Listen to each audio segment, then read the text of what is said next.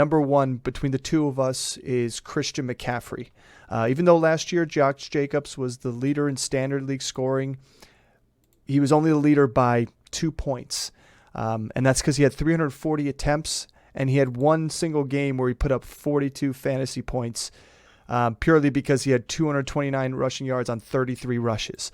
I do not see the volume coming to Josh Jacobs like that again. I don't think the team is going to lean on him as heavily. I do think he's going to have a good season if he ends up playing and not holding out. But McCaffrey, by far, is the reason why he's that number one guy. Is year after year, he has that ability to go 1,000 and 1,000. When you rush for 240 plus attempts, when you have over 100 targets in the receiving game, you have a chance to go for 1,000.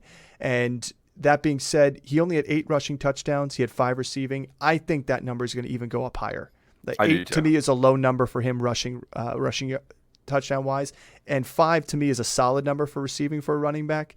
But if he'll jump into the double digits this year, and that'll give him the boost he needs to make him that definite number one overall. And to be honest with you, when you look at his stats from last year in standard scoring, at least week 7 against Kansas City, he had a rough game, still put up 6.2 points for you. And then week 12, he only had 4.9 points. He never dipped below double digits a single game besides that all season. That was both with Carolina and with San Francisco. And that's what you want out of your number one pick. Yeah, I mean, this is the whole reason we both love him at the 1.01 is the same reason we like Eckler as a top-end running back. It's not purely for the running ability. It's how much they're used in the backfield as a receiver and how dynamic they are with the ball in their hands. I mean, you're not even counting the one passing touchdown that he had. True. So he had 14 touchdowns. Yeah, total touchdowns. Last year.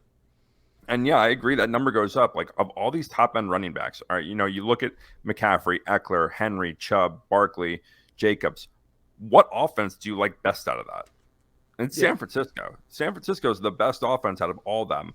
And you have the running back there that is, when he got traded last year, it was just such a perfect fit for what his skill set is.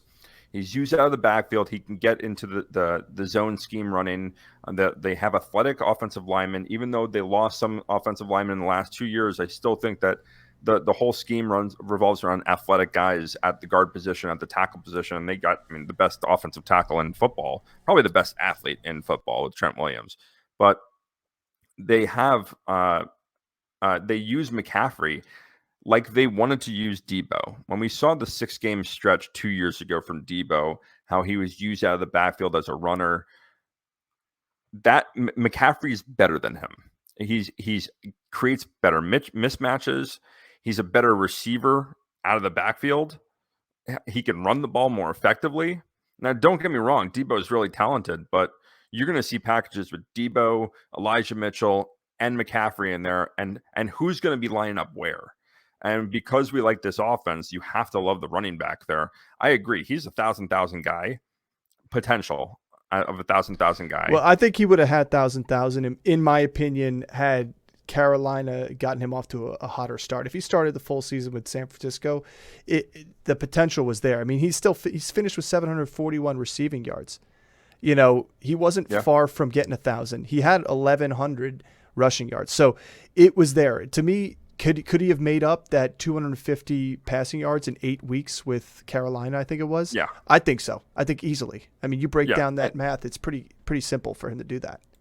Yeah, and everyone's saying, there's a lot of talk right now with Eli Mitchell cutting into his workload, but you look at when Eli Mitchell came back from injury and they started to phase him into what they wanted to do offensively. And even the games that McCaffrey only had 30 yards rushing, he still had 80 yards receiving. And he was so heavily used there. And Mitchell was effective in those games too.